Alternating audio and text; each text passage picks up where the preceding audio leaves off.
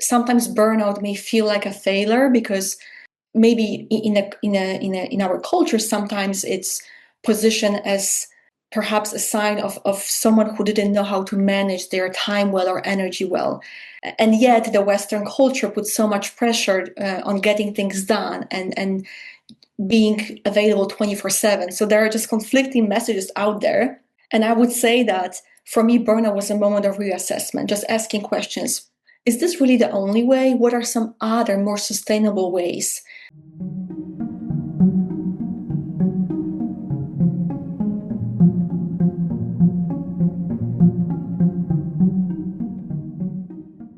Well, welcome back to the Executive Exhale podcast. Today we have Weronika Sobolak, who is a certified executive coach specializing in organizational change and high stakes transitions and helping leaders, senior leaders, make better decisions under pressure. She's one of those rare people who leads with heart and impact, which speaks loads to me, by the way, because it's exactly how I am. A highly sought after expert in managing complexity, Weronika leverages 13 years of executive experience from Meta and Facebook, where she held senior leadership roles. During her tenure there, she successfully led global teams across 3 countries and managed business lines responsible for over $500 million in revenue. Today, Weronika brings that deep, real-world operational insight to her coaching practice, partnering with founders, leaders, and executives to navigate their biggest strategic challenges and to drive sustainable, high-impact results. She lives in Marin, which is, I guess, in Marin County, is that correct, in California, where she enjoys an outdoor lifestyle with her husband. Welcome to the show. I'm so happy to have you. Thank you so much, Tammy, for having me. And just thank you again for everything you do. I am so inspired by your work and the value to the executive community. Yeah, thanks. No, I think we are very much in the same space. So that's why I really think that what you are bringing to the show today is really topical to the audience. I know that you've lived and worked in a variety of different places. So I'm wondering, maybe give a little bit of a sense of who Weronika is. Let's just start with who you are and what brought you to the work that you're doing today. Absolutely. Thank you for asking. So I grew up in Poland, and thanks to Facebook and Meta, I had a chance to launch this global career and move to Ireland. And I was promoted and moved to New York City. I was promoted again and moved to Silicon Valley. So for 13 years, I had a chance to navigate high-stake roles and live that global career and truly learn what it takes to create that sustainable performance, because the truth is I did overcome burnout at some point. And I need to say that my roots growing up in Poland were such an important foundation for me to be a great leader at Meta and moving from different places. And when you move, you need to perform, you need to deliver, and in the same time, you need to find your apartment and open a bank account and social security number. So really growing up in Poland, if listeners don't know much about Poland, it's a country known for resilience and overcoming setbacks. Like, these roots were so important for me, and especially remembering that you can overcome anything. And life is truly those ups and downs. And if you go through a zigzag, there will be a better moment. And you just need to remember what are some of the skills or strengths you demonstrated in the past that can carry you through anything that's in front of you right now. So that's a mix of growing up in Poland, navigating global career, living in different countries, and having a lot of fun along the way, but also overcoming those moments of growth and discomfort that contributed to who I am right now. It's such a fascinating ability to live in those different countries, because it just traditionally everything is a little different. There's different cultural nuances and so on. I love that. So then how has that led the work that you did in that high corporate environment? You said you had sort of a burnout experience. So how has that led into the work that you're doing now as a coach? Like, how did you transition into that world? Absolutely. So I think there are a couple of elements, and one element is really bringing what I learned in my upbringing, the philosophy, and some of the key messages I received when I was a child from my parents one was around, we can overcome anything as long as we have each other. And what that meant for me from early on was, how can I build community of people who support me? And if you are a listener and you are navigating burnout or decision fatigue, maybe sleepless night, that's one of the questions. Who might be there to support you? Who might be that mentor, a coach, or a friend, family member? So that was something I learned early on, to have that support system and nurture that system. Not only ask for help when you need it, but just check in with people before there is a crisis. Just build that community. And the Yeah. second philosophy that I learned when I was growing up was really that idea about your mindset. And a message there was, direct translation would be something like, nothing can take away from you what you put in your head, meaning your knowledge, your insights, what you work on, those experiences, these are your assets. They're inside of you. And the country may change, the border may change again. There might be another challenge, but you will have that inner strength and inner knowledge. So that really shaped how I navigated meta. And I always was thinking, how would I learn in Poland? How can I bring this to my work? When I moved to New York City, I was thinking, how would I learn in Ireland from adapting in the first few months? What are some of the skills I can bring here and transfer them to this moment? So often a question I ask my clients, and if you are listening, perhaps might be helpful if you are going through a challenge, is what are some of my skills and strengths I can bring to where I am right now? And especially as I think next year, what can help me have that meaningful momentum and starting 2026 from a moment of strength, even if there is a challenge? And the final thing I will say, growing up, I wanted to be a teacher. I was playing with my younger brothers. I was the teacher. I would invite them to do a homework with me. They were very young. They would, of course, eventually escape. But that really informed what I wanted to do. And I brought those skills in my global sales career and to marketing. And during Meta, I launched a lot of mentorship programs, educated 3,500 of people. And that was the point when I thought, wow, what if I can do it full time?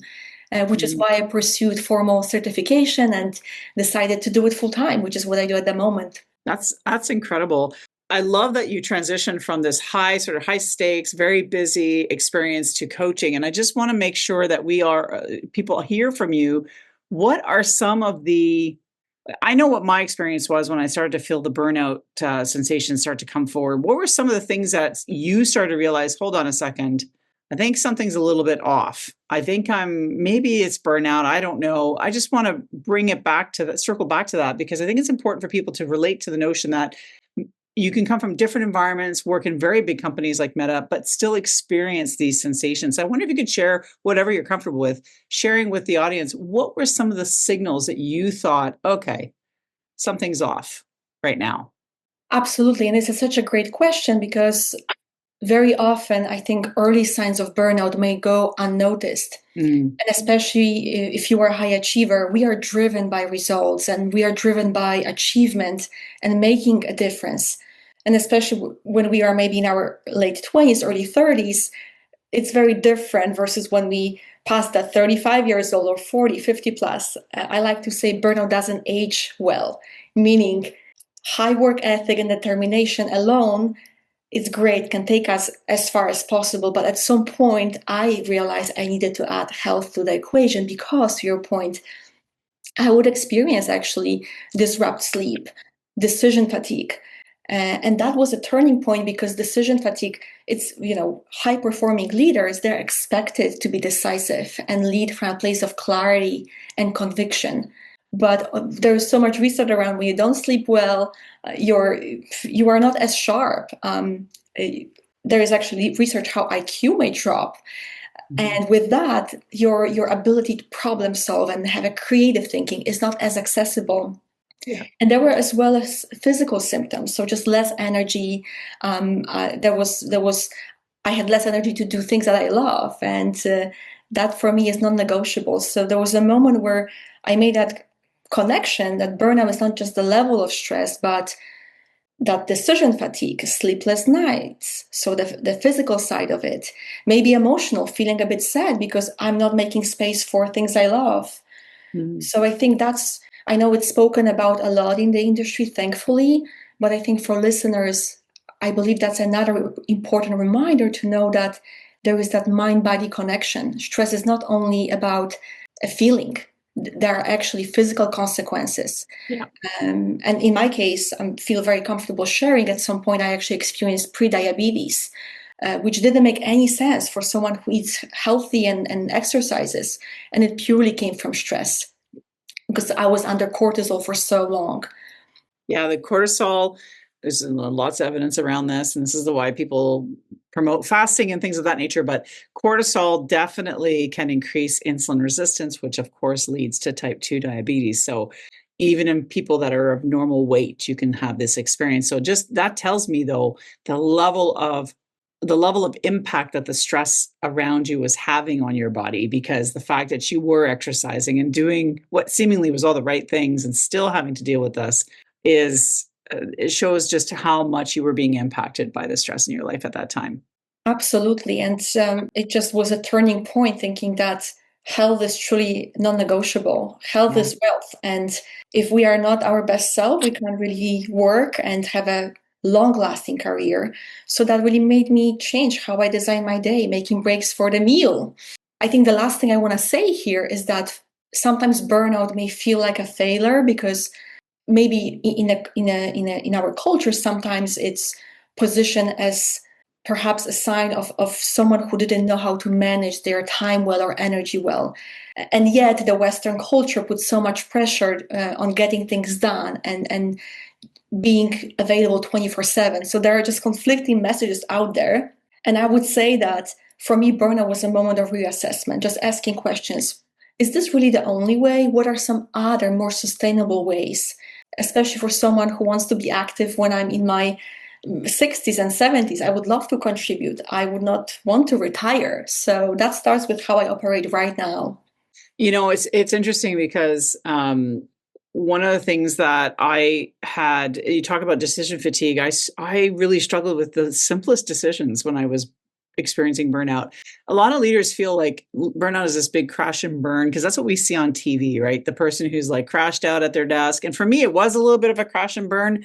But honestly, for months, maybe even years prior to the crash and burn, there were these subtle signals. And so, similar to you, I would have issues with even just what am I having for dinner? Don't care. Order out.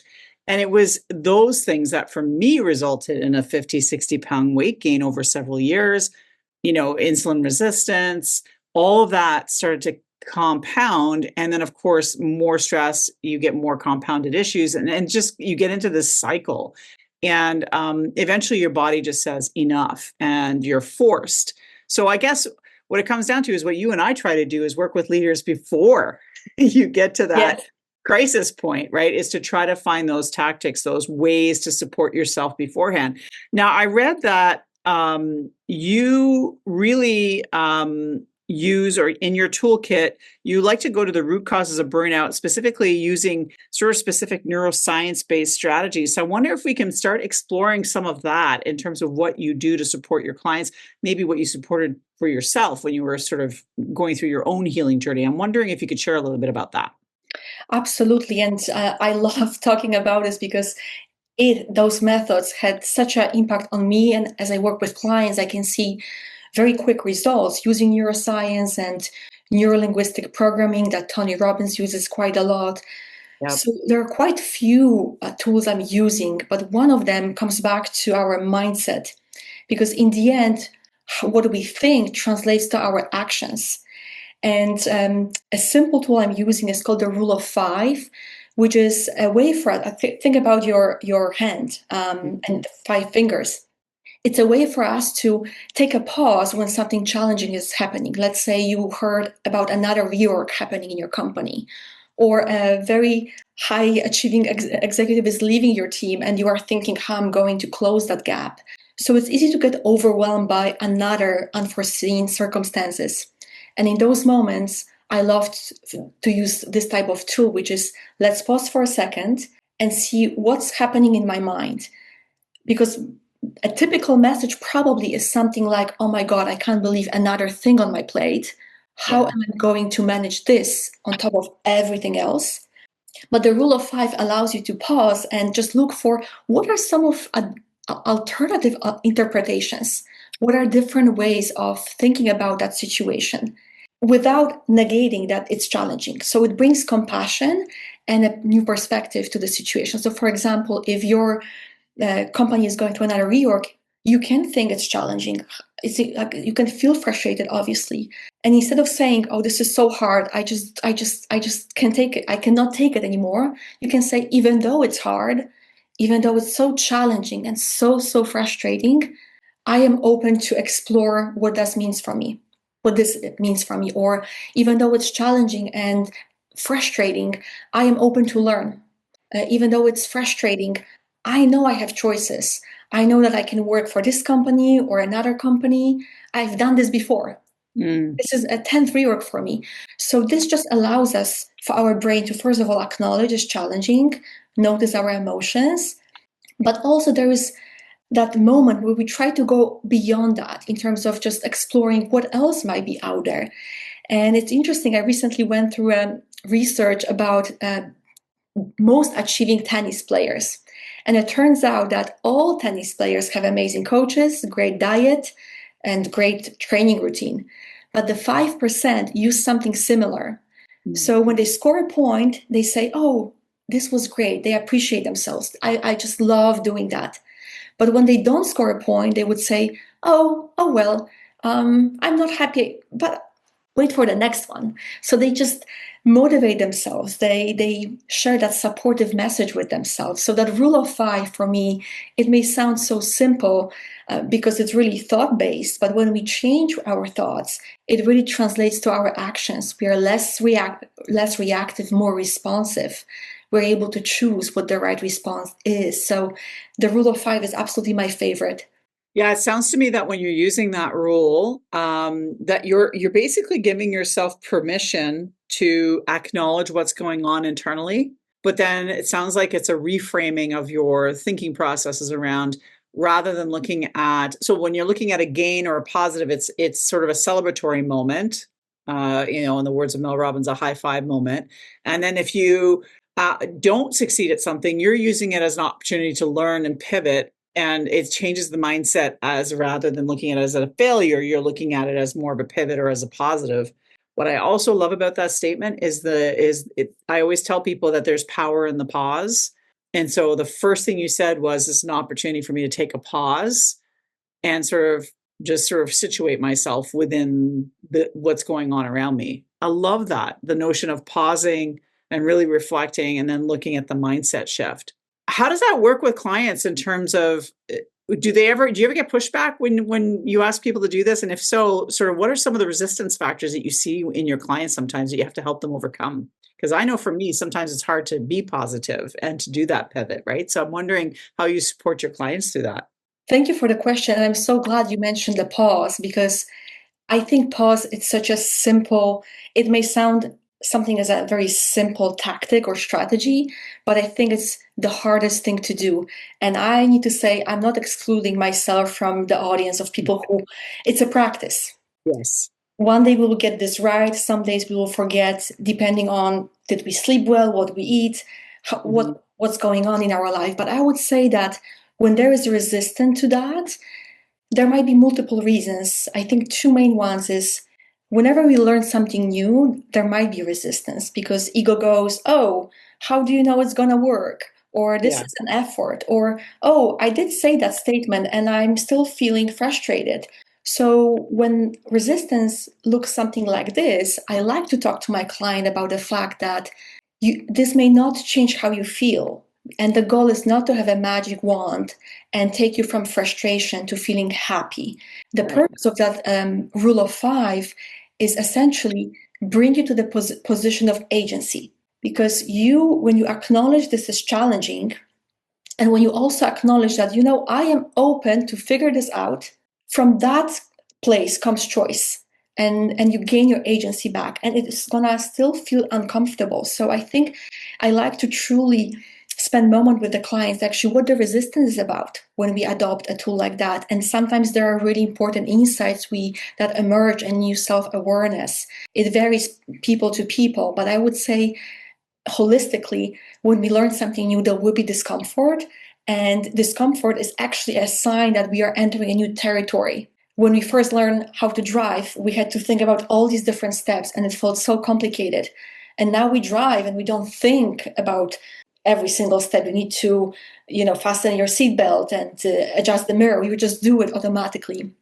So it takes me to the second aspect, which is the more we practice it, the easier it then becomes to use it more automatically, because we are just wiring new neural paths in our brain. So it's much easier the next time something difficult happens to turn to at this moment, oh gosh, this is frustrating. And I'm just meeting myself in this moment. I'm this human in this experience of frustration. And I am open to explore where this can take me. Like we are not looking for immediate solution. Not everyone may be ready, but it's just reminding ourselves that we do have options. And I think to me and I think David Brooks talked about this concept of emotional agency. It's remembering that you can create better outcomes. And that's really the intention behind that tool, bringing that compassion, being with the discomfort, acknowledging difficult emotions, but reminding yourself that there are different ways to create positive outcomes. You may not see them in this moment, but they will come.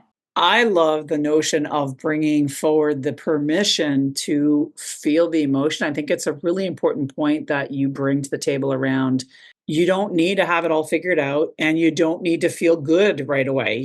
It's okay to sit in the discomfort, or it's okay to feel frustrated in the moment. But what you're saying, from what I'm understanding, is it's really then about shifting the mindset.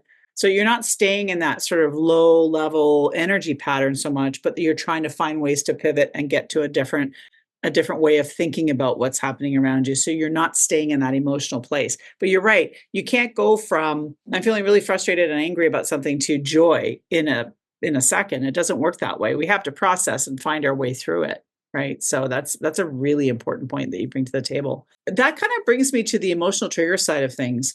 The rule of five sounds very cognitive, very in the head. And I'm wondering if there's, like, from a neurological perspective, we hold a lot in our peripheral nervous system. So I wonder, when people are very emotionally charged by a situation, you kind of mentioned it a little bit just now, but I'm wondering, how do you help your clients kind of work through that? Because sometimes we get stuck in the emotional trigger, and I'm wondering how you help them to move through that.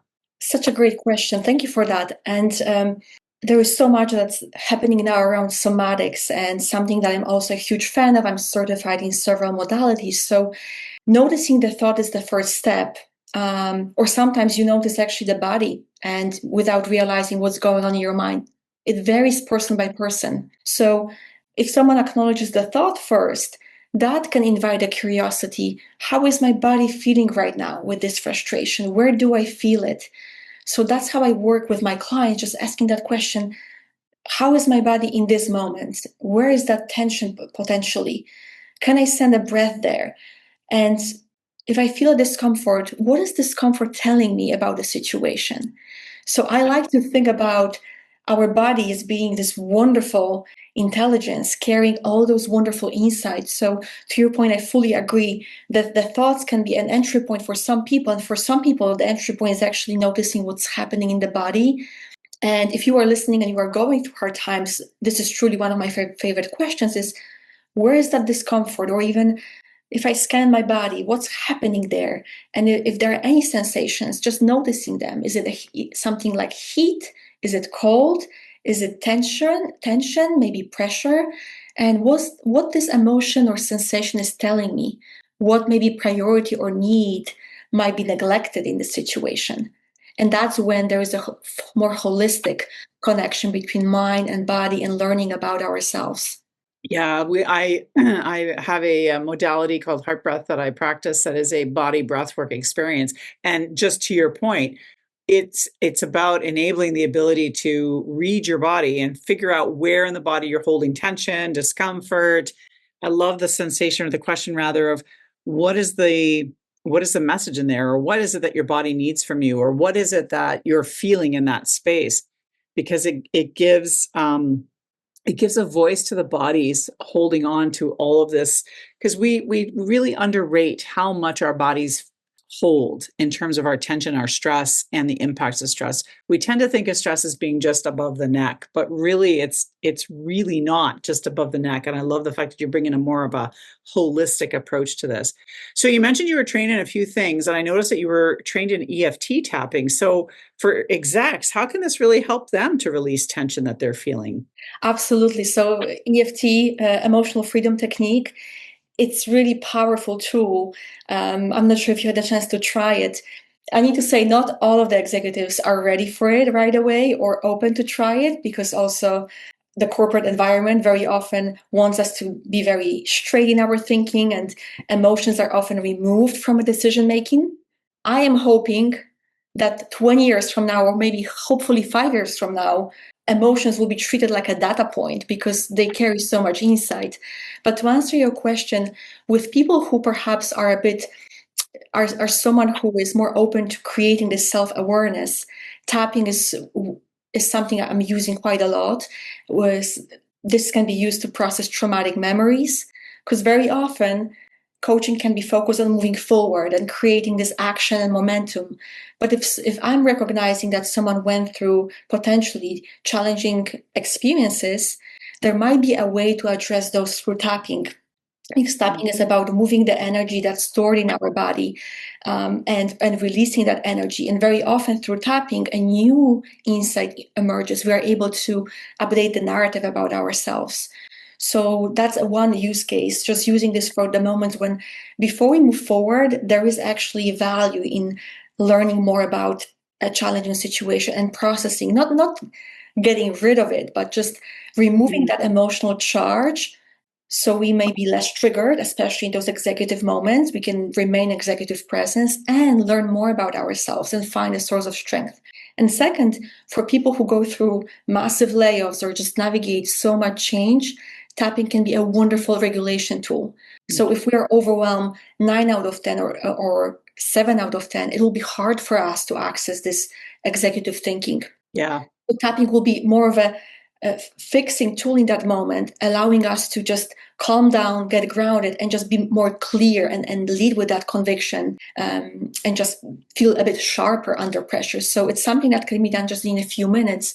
So some of the executives that did a lot of work on themselves, they're more open usually to trying this out, and it's a wonderful tool when you go on a trip, you are in so many back-to-back meetings, and it just can help you be more grounded.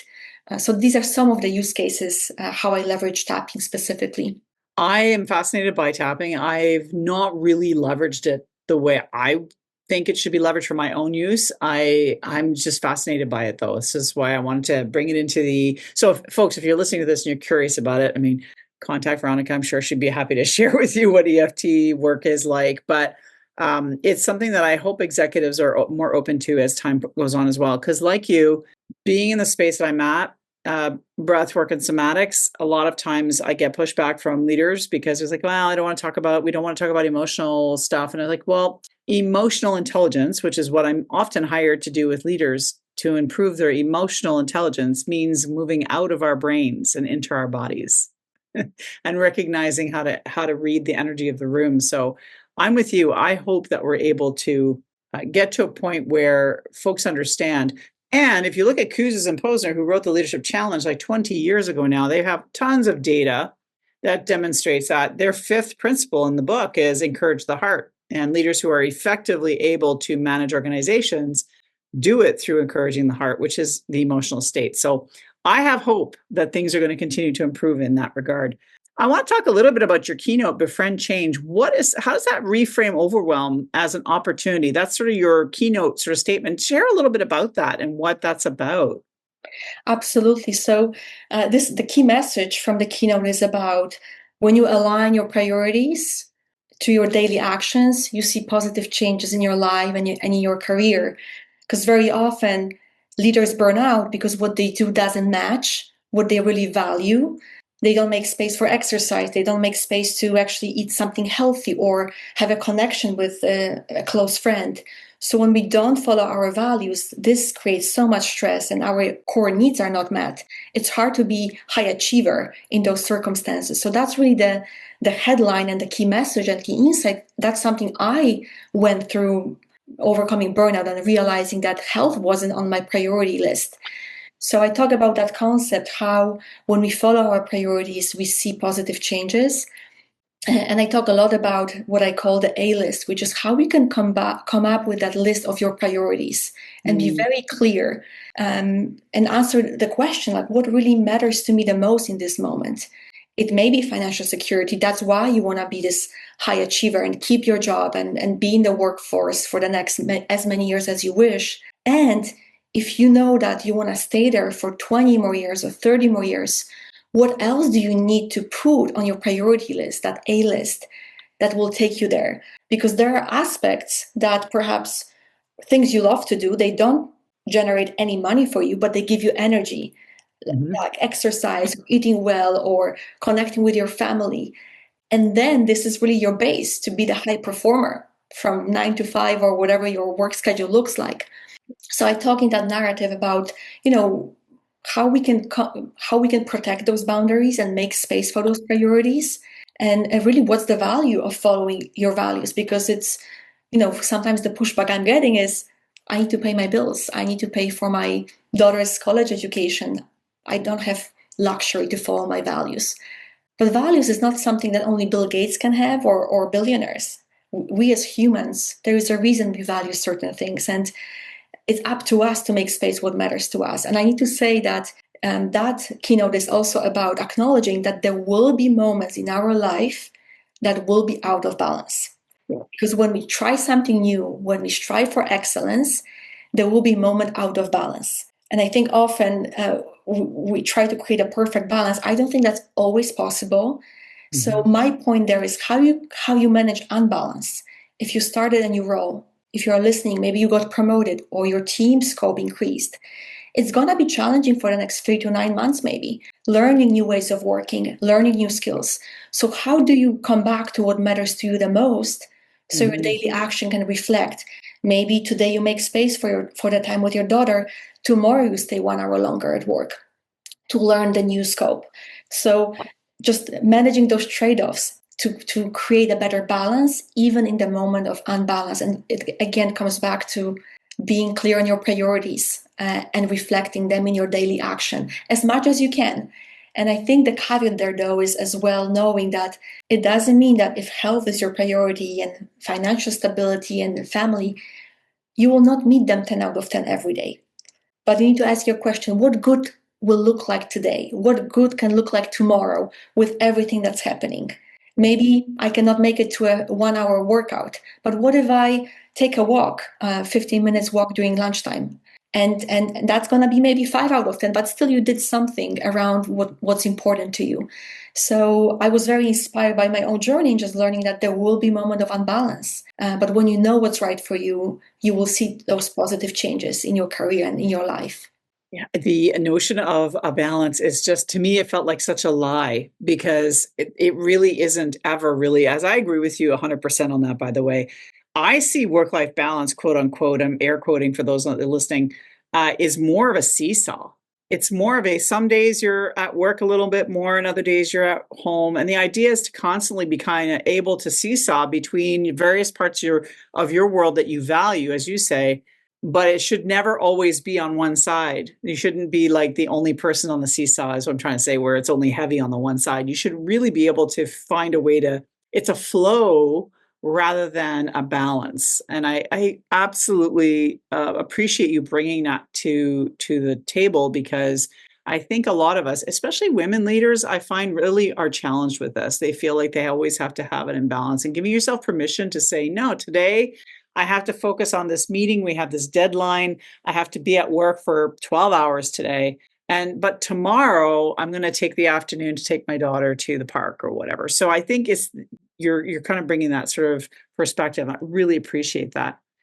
What do some companies do, in your opinion, that actually accelerates burnout? Something that I think as leaders we need to understand. Sometimes we can precipitate burnout in our teams and with the leaders in our organization. I'm going to start wrapping up the podcast, but I'm curious of what your thoughts are on that.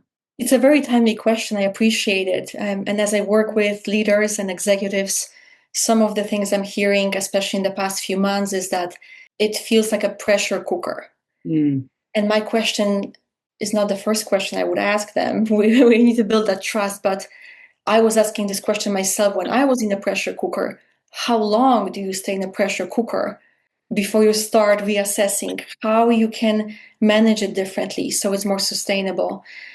And usually when we try to unpack what's happening, I feel like there is really one main reason why it's happening based on the clients I'm working with, and it comes down to lack of clarity. Even though very often these are established companies, many years on the market, billion-dollar companies, because they are pivoting so quickly, even someone who's there on their year number 12 or 13, they feel like there is a huge gap. Like they feel like they're driving on a highway 100 miles per hour, but they don't know exactly where they're going. And they feel like they're not getting clarity from their leadership.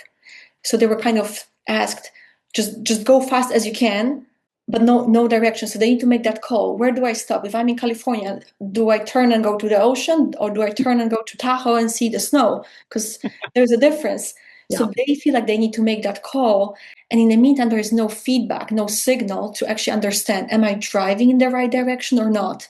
So they feel burnout because of that. There is lack of feedback and lack of opportunity to actually learn. And with that, the key challenge is that nothing makes sense. In the few years ago, 5 years ago, before COVID, there was a clear recipe. You worked hard, you got promoted, you got feedback about what can be improved. You were clear about how you can succeed and where you need to develop. Right now, this feedback is not clear. So people work very hard. They put long hours, and they would receive occasionally congratulations on one meeting per month. And in the meantime, they don't receive any signal. So they don't know if they do the things right or not.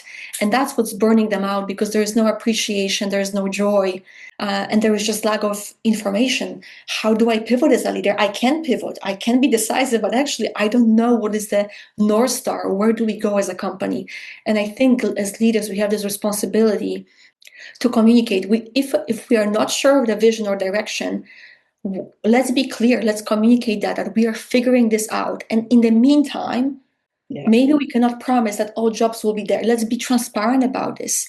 And let's also put people in the mindset where they're reminded about what they've built for all these years, their strengths, so we can prepare them for a potential transition if needed.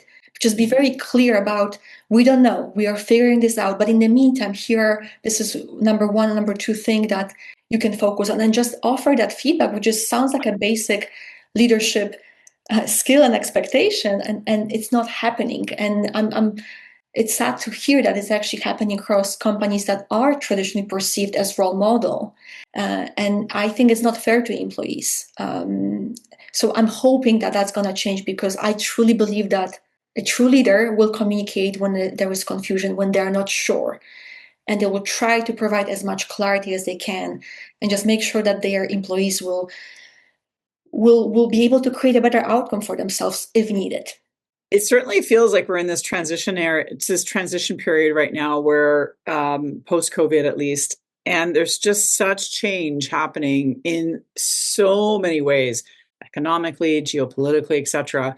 And so what that does to companies is they're struggling to figure out or navigate their position within all of these changes that are happening globally, really. And so I find we're in this interesting space where you mentioned, and I agree with you on this, is some of the struggles are a lack of vision, lack of transparency, lack of direction, lack of feedback. And the antidote is really provide more of that as much as possible. And you'll sort of start to quell the burnout, because as you say, burnout is the churn. It's I don't know what the heck I'm doing, but I'm doing it. And I don't know why I'm doing it, but I'm doing it. And I'm frustrated because I don't see the reason behind this. So I'm going to keep doing it, which misaligns with your values. And it cycles into this burnout cycle. So yeah, great insights on that. Thank you for that. The last question I have for you is, for the leader who really feels stuck or drained or exhausted, like, what is the first critical step from your perspective that would encourage them to start claiming back their agency? The one thing that maybe they can take away from today? Absolutely. Well, I will come back to that pause, because in the moment of pause, when you connect with your emotions, with your body, what's going on in your mind and in your body, that can just provide this moment of inquiry and gaining your personalized insight about yourself. And sometimes you will need help figuring this out and gaining clarity back. So one of my favorite questions to ask in those moments is that if I knew that I can operate differently in a way that's more fulfilling and sustainable, how that could look like. So that can be a starting point. And I also like to talk about the concept of this kitchen table that Michelle Obama introduced, which is how you build a support system for yourself. Kitchen table of people who have your back. They support you, they keep you accountable. These might be coaches, these might be therapists, or maybe a close friend or family member. And find someone who will be supportive and kind, but who also, like any good coach, will ask you the questions you want to avoid, because those questions will bring the discomfort, and in good discomfort, a moment of a new territory, a moment where you can pivot. And that's, I think, really the thing we need to keep doing where we are right now. Just learn how we can pivot in a way that's sustainable. So when you pause, when you gain clarity, whether it's by yourself or working with people or connecting with friends, that will give you that idea what's the best path for you, and having that kitchen table. And I will say that in the end, it's coming back to, again, identifying what truly matters to you in that moment. Because when you're clear on what truly matters to you, you can align those actions. The truth is, we need to align them on a daily basis these days because things keep changing. It's a skill, but we can all learn it. We are smart, and especially executives, we've done hard things. Even if you're not executive, like we all as people have done hard things. And we just need to be reminded that we can keep learning, and we can just, by pausing, figure out that clarity. And I hope that's the thought for as we end that year and enter 2026. Just for listeners, that's another question that you can possibly ask is, how can I find more clarity? What do I need? Is it a walk? Is it a yoga class? Is it being with a loved one, hugging my children? How can I gain more clarity? But again, it will start with pausing and some reflection, and sometimes just asking for support, whatever that looks like for you. Giving yourself permission to pause is a big message. Love that. And finding community and mentorship if you can. That's just awesome advice, because sometimes it's hard to do it on our own. Sometimes it's hard to find that clarity because we have a mix of expectations from other people, from our bosses, from our families. And we often think what we want is what we want, but in fact, it's what we think we want. So I love the notion of what is it that you truly want? What is it that you truly value? And then aligning your life around that as much as possible. So, where can people find you if they really resonated with your message today? There are a couple of resources. I have my website, Weronika, Weronika. It's a Polish spelling, weronikasobolak.com. I'm sure we're going to include that link in the podcast notes. Absolutely. And when you're on the website, you can click and connect with me on my LinkedIn. You can follow me on my Instagram with the same handle, Weronika Sobolak. I post insights and strategies, so it can be a great resource just to stay updated. And if people are interested in potentially working with me, I would be delighted to meet them for a complimentary consultation, and that can be booked on my website as well. Perfect. Yeah, so absolutely. The links will all be in the show notes to find Weronika. So good to have you here today. I appreciate you taking the time. Thank you, and all the best, and happy holiday season. Yeah, same with you. So, folks, if you've been listening to this, thanks again for listening. And if you got anything out of this, make sure you share, like, subscribe, do all the things, because it really does help get the algorithm to pay attention to this podcast and get it out to leaders just like you who either really want this info or need this information for themselves. Until next time, folks, remember to stay grounded, stay inspired, and always remember to exhale.